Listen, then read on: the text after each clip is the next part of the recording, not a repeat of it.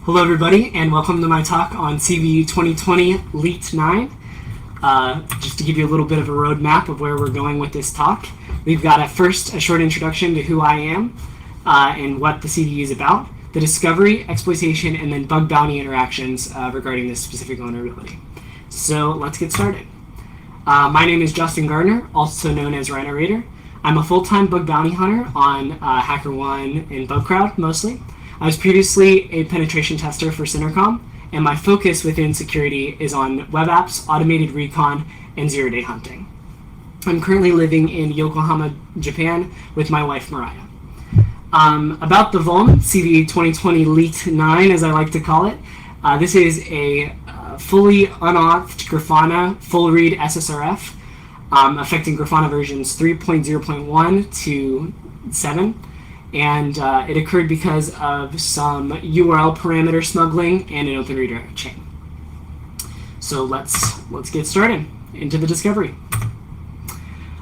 So before we go deep into the discovery, I wanted to talk a little bit about my methodology approaching open source source code analysis. This is not like a super well fleshed out methodology. It's more of like a base for anyone who wants to get started to base off of, or maybe something for more seasoned source code analysis people to integrate into their own methodology. So the first thing I like to do when I'm approaching a code base is define whether I'm looking for unauthed vulnerabilities specifically or both. In the scope of bug bounty, a lot of times you're looking for unauthed vulnerabilities because that's going to increase the impact the most. And so I like to get that in my head. And from there, I like to enumerate the attack surface with specifically pertaining to unauthed vulnerabilities. So I start with open ports that this specific application would expose. I break it down into the app segments, so looking at like where the reverse proxies are happening and where those reverse proxies are pointing back to internal APIs, figuring out where the source code is for that API, and just kind of getting a good bearing on where we're at, and then diving down further into the routes, specifically focusing on the unauthenticated routes. Now, if you hit a dead end on the unauthenticated routes, can't find anything, that's when I would move towards the authenticated routes and seeing if I can make anything authenticated, unauthenticated. But first, I like to focus on unauth routes. So at that point, then you're just mostly looking at the code, tracing user input where it goes throughout the application, and then doing what I like to call sniffing for blood, which is looking for areas in the application that look particularly sketchy. For example, on the right-hand side here, we see the first two juicy looking, albeit, routes in Grafana's source code both require sign-in, and then the avatar service, which is what we'll be exploiting later, does not require sign-in. Later in that code base, you'll see some code that should give you a little bit of a sniff of blood there. So, but we'll jump into that in just a second. So before we dive into like the deep details of the bug, I set up these Docker commands really easy for you to spin up your own instance of Grafana on your own machine. This will allow you to get a vulnerable version and kind of follow along as we're exploiting. So yeah, put that paste bin underneath there in your browser, and you'll have the commands underneath there. That's capital B, capital C, MCE 18J. All right, hopefully you're quick typers. Let's get started. So identifying the vuln. So obviously I'm looking at the Grafana source code here. This is easily available on GitHub. It looks like my camera sort of cut it off a little bit there, but it's going to be github.com/Grafana/Grafana. And in the paste bin, I also put a link to a specific commit hash, which will allow you to look at the unpatched code, since this has since been patched on more recent versions of Grafana.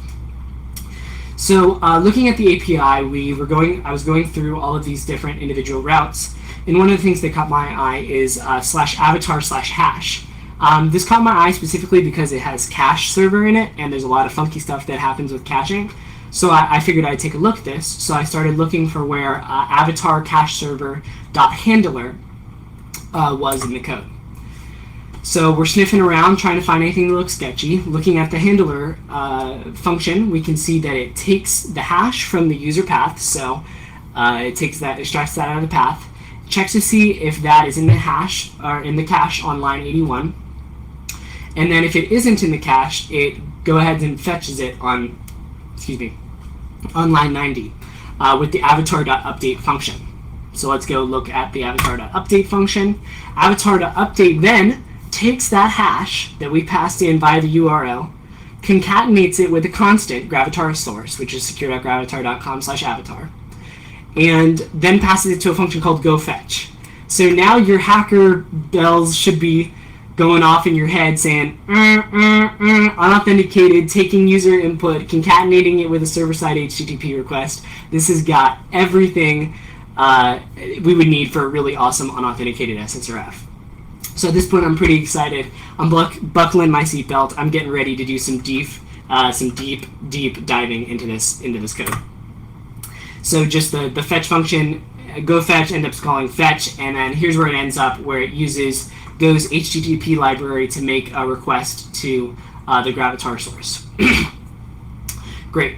So let's break down exactly how we ended up exploiting this. So for this full diagram, I've created a little bit of a step-by-step diagram, so we're going to go through this here. So the attacker sends the unauthenticated request to Gravatar for /avatar/test. On the back end, it extracts the hash, in this scenario, test. It assumes that the hash is the last line on the path, and sends that to secure.gravatar under /avatar/test right here. And then since test does not exist as a hash in Gravatar, it returns back a generic image, and the generic image goes back to us. Not as interesting as it could be. So, but it's a good start. So what we're seeing is user input being taken and concatenated with an HTTP request on the server side. Awesome. So first things that should go off in your head as an attacker is path traversal. And then, being able to traverse back up above Avatar and be able to access something beyond that. And then also URL parameter injection. And I'll show you which one of those I use in just a second. So going back, and then, the whole point of this also would be, just to be clear, is to find an open redirect somewhere in here that allows us to point this server-side HTTP request wherever we want. And that will result in a blind SSRF, at least, depending on the code, a full SSRF. Excuse me. So let's see what happens here. So going back to the code, this is the vulnerable piece right here where it takes the hash. And so using this, I start looking around for open redirects. So I throw secure.gravatar.com into GAO, an awesome tool by Corbin. And I start seeing this D parameter all over the place, which a lot of you got to when trying to reverse it, so good job. So what is that? So we look at the Gravatar documentation, and we can see that D stands for the default parameter. And that allows you to supply a default image that should be displayed in the case that the hash that's provided to Gravatar is invalid. So that's cool. So let's see if we can try to smuggle in the D parameter to this request. Oh, and then, before I did that, I was poking around with it, and you can see right here, secure.gravatar.com/avatar/bad, so that's an invalid hash, /D anything here, redirects to i0.wp.com/anything here. So we've just widened our attack surface there. Now we are looking at more attack surface than we were before, which is awesome. That should excite you. So looking at this, we've got, let me just get my timer here working. We've got the full flow here. So we were able to smuggle in these parameters right here. You can see the %3f and then the %3d. Those decode to a question mark and an equal sign respectively. That is able to be successfully smuggled into the backend request, which then redirects to wp.com/test. So you can see the backend request over here in this little area. So great. So we're expanding our attack surface. We're getting a little further here. So here's the image with going to wp.com, returning a bad request, and then we get the response back as the attacker. So what do? We run gal again on this i0.wp.com. And while we're kind of messing around with the results of that, we come across this bezos.jpg file. And this file is located under wordpress.com/one.bp.blogspot.com. And this does something a little funky.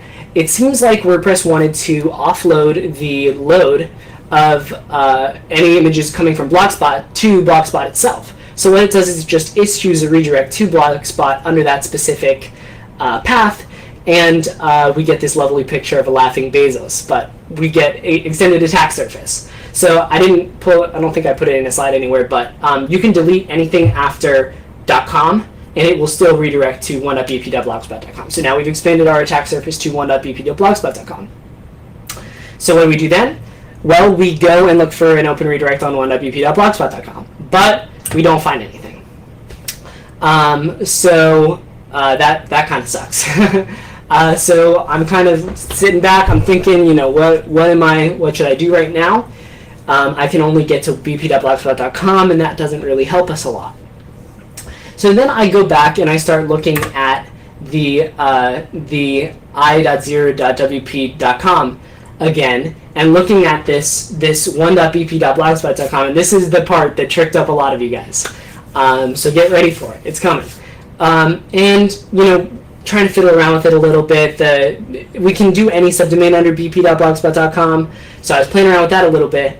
And then what happened was I ended up issuing a request with a URL encoded special character in the request, a question mark, which broke the regex and allowed us to get to any host that we needed to supply. That was the open redirect that we needed. So then I started dancing like Oscar, and I ran downstairs and fell down the stairs and told Mariah about it, and I was looking like this guy right here, and I was super excited.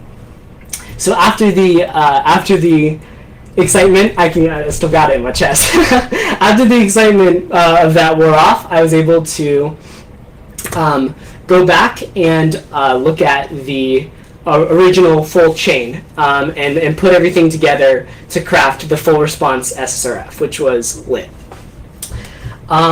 So here's the final full flow. The attacker sends the request to Grafana with the URL encoded parameters. That results in the vuln Grafana instance issuing the following backend request, which will redirect to redirect.rhineradio.com. We got some fancy URL encoded special characters in there, our special string 1.bp.blogspot.com, and then our super nice juicy target of 169.254, 169.254. That gets redirected from Gravatar to WordPress to my attacker-controlled server, redirect.rhineradio.com, where I've hosted a little bit of an exploit kit for this, which we'll talk about later. And then finally redirects over to 169.254.169.254, grabs the juicy AWS metadata that we all love to see, and drops that back in the 200 response code. So, final exploit. Buckle your seatbelts, get ready to go.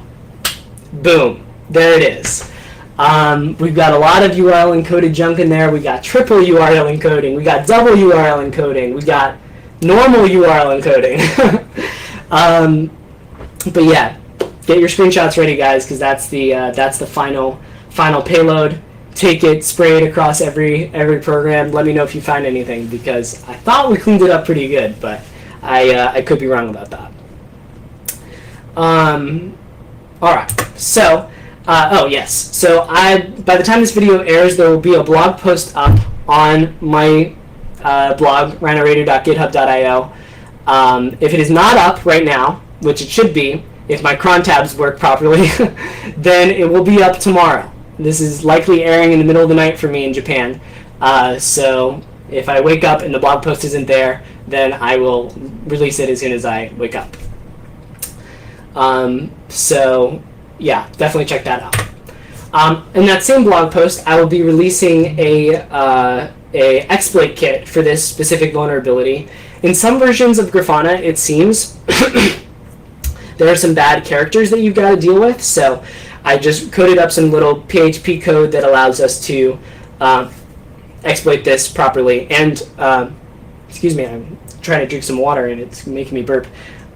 You'll see that we can actually, here, let me go back really quick and look at this final exploit. So right here, the percent encoded /225 2F, that's where we put the target afterwards. And this is because I've got some specific code on redirect.rhinoradiо.com that is redirecting directly to anything that follows the bp.blogspot.com. So that will allow you to just specify the path that you want in the actual exploit, and you don't have to go modify anything on the server side each time you try to exploit it. So if you don't want to use my lovely redirect.rhinoradiо.com, which I totally understand, you can host your own version of it and pop some SSRFs with that. All right, wow, we're doing good on time, so I can slow down a little bit. The next section that we're going to go into is just straight up exploitation of this vulnerability. So we're going to talk about how I exploited this on the external network and how I exploited this on, or how it may be exploited on an internal network as a member of a bug chain, which I think is really, really exciting. So I think you guys are going to like that piece. So let's jump into this. So in the external exploitation slide, set of slides, we're going to discuss how we exploited this on the external network or the DMZ. We're going to give you 3 internal pivots that you can do, which will increase impact. And then we're also going to give you some additional software affected by this so that you can add those to your routes as well when you're mass scanning for this or looking to exploit this on a target. So here's the first pivot, the good old AWS cloud metadata that we all love, we all know and love. Just my heart gets beaten just seeing those numbers on the screen. Just to give a nice concise little summary of this, we've got 169.254/metadata, and then we go on to hit the security credentials with the role name. So that's the standard one, that's the one that a lot of people use. In order for this to be in the AWS metadata, the instance had to be launched with IAM creds. It's not always there, it's there like 90% of the time at least, so definitely always hit that one. Also though, don't just go straight for the security creds, also hit /latest/user data. That will contain a lot of like startup scripts and data that is relevant to that machine. So a lot of times you'll find like kube auth stuff in there, you'll find secret keys, sometimes you'll even find even more impactful IAM credentials than what is in this IAM credentials /security IAM/security credentials/role. And then a lot of you guys have probably seen this metadata identity credentials portion of the AWS metadata and not really known what it does. They're a funky set of credentials. Because I had so many of these SSRFs and I was really trying to find good impact, I spent a decent amount of time researching into that. So there will actually be a blog post up on my blog about the AWS metadata identity credentials. You can't do a ton with them, but you can do some things with them depending on how the client has configured their environment. I can give a little bit of an intro into that now since we are actually doing pretty good on time. But essentially these credentials are used by the EC2 Connect service that allows you to SSH into your machines from the AWS panel in the browser. And it has some specific credentials or some specific functions that are used in that sort of interaction. So you can get access to those functions, which can be useful for mostly providing a way to deny access to the box for the other side, the good guys. And it can also, from what I can see, have access to any permission that is globally given to any users in the AWS sub-organization or organization. And so that can sometimes, the ones that I've seen have been able to leak password policy information, and even sometimes if a thing is really weirdly configured, you can get access to user data. So that's definitely something to keep in mind, especially if there's nothing in the user data, there's nothing in the security credentials. You may have sort of a fallback in the identity credentials. Gonna grab some water. All right.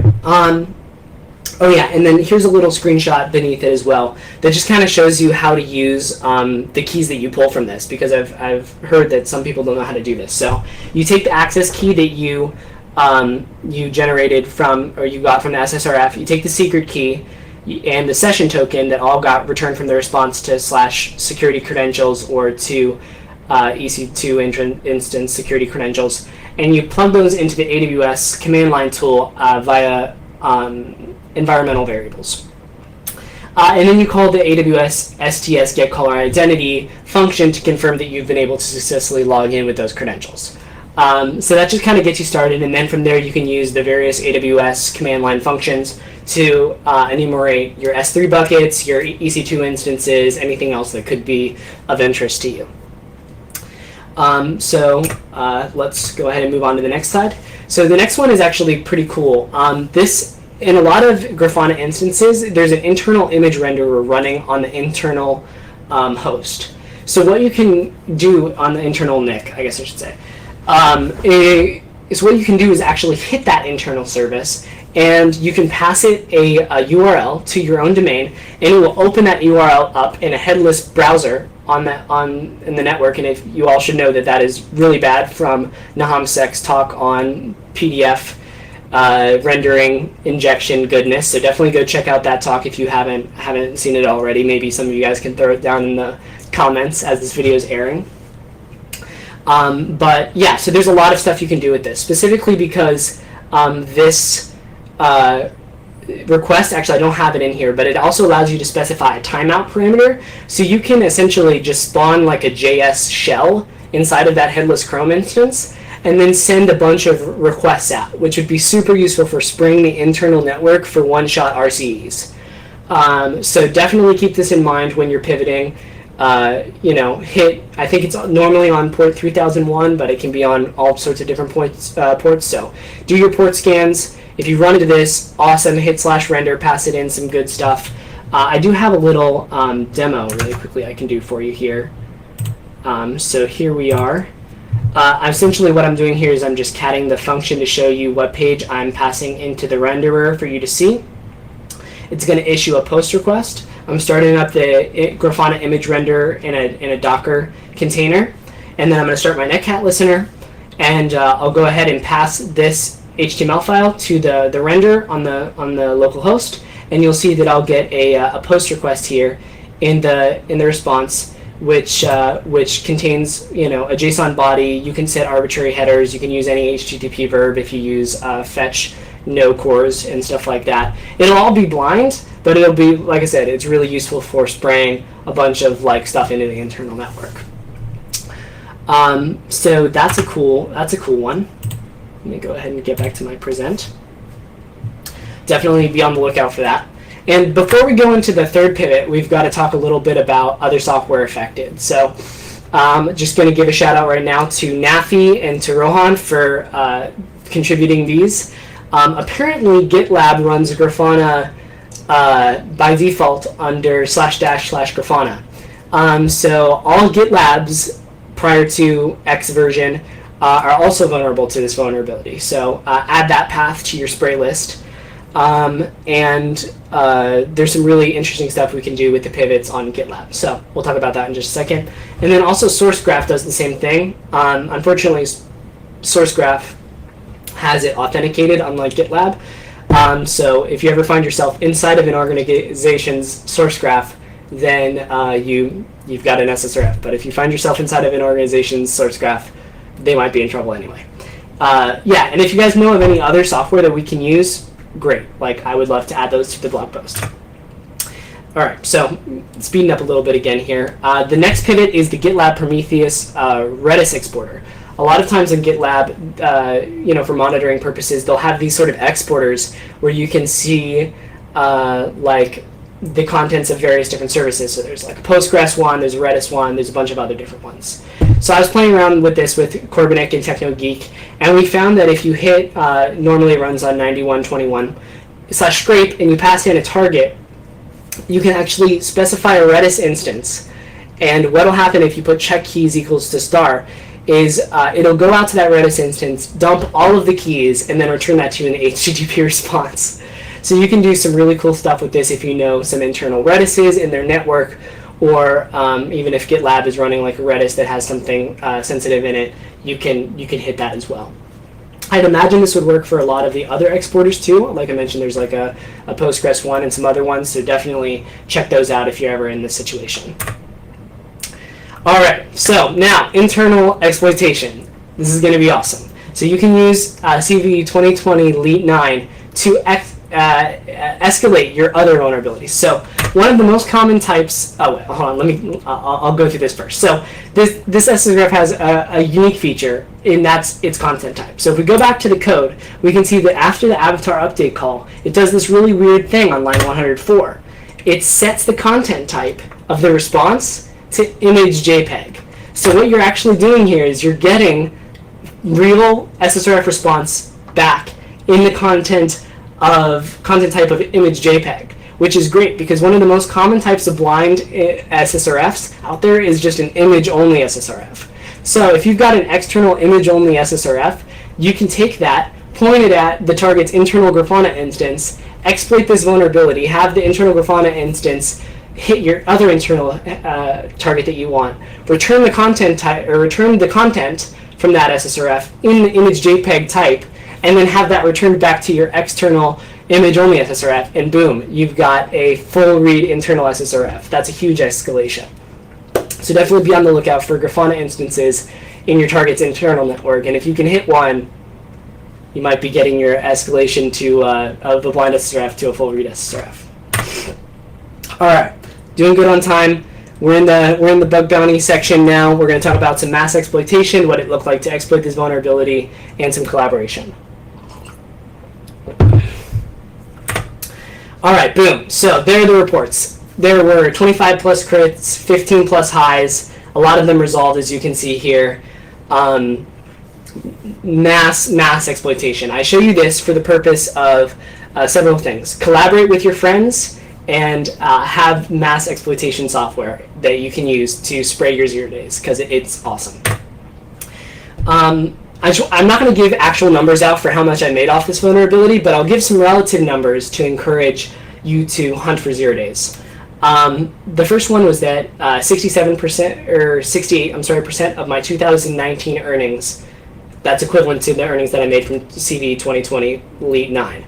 And 78% of this year's earnings year to date, I started going full time this year, so it's a little bit more than last year, were from these CVE bounties. And then lastly, all of my bounties in total, as a top 100 hacker on HackerOne, 23% came from this bug. So if you hunt for 0 days, you can really make some good cash off this. So I would really recommend looking into it. Yeah, takeaways. 0 day hunting can be quite lucrative. Do it. There's a little bit of tension in the community, some of you might have seen, about hunting for 0 days. There are some programs who won't pay for it, and that's fair. That's their stance. That's okay. But if you know that the target accepts them, which a lot of them will, because they want to tighten up their perimeter, you can make a lot of cash off of them. And so the other takeaway would be to have a reconnaissance system to help mass exploit, and then once you're done with your own exploitation, hand it off to a friend who will split bounties with you. I recommend Today's New and Ben. Both of them very fair bounty splits, very kind, very trustworthy, and particularly Today's New has access to just an insane amount of programs, so check that out. Have a report templating system to help you save time writing reports. I released one at github.com/rhinerator/reports. And then also have a canned response for your Twitter DMs, because if you have your DMs open, because you're going to get an influx for sure. Here's my collaboration slide. Shout out to Eric, Ben, Nafi, and Streak for all of the wonderful collaboration that we've had.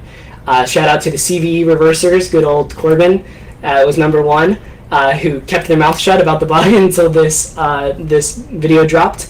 And also shout out to Ricardo for donating some of the bounties he got from the CVE to some children in need in Brazil.